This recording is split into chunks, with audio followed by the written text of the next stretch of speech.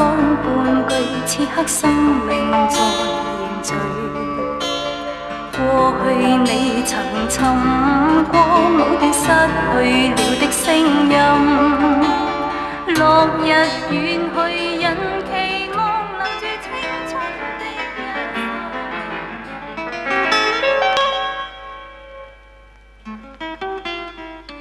暫時甜蜜的感覺，不要那麼好。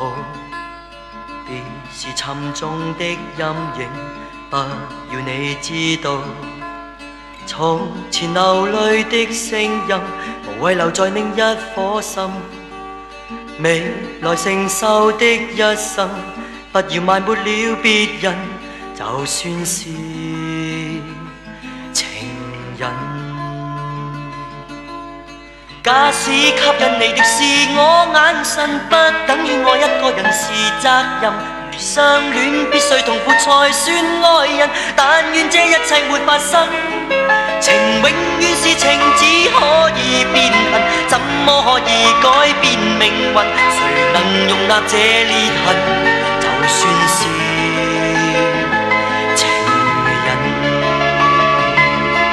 情永遠是情，不可以送贈，怎麼可帶給我幸運？寧願從沒有情，就算是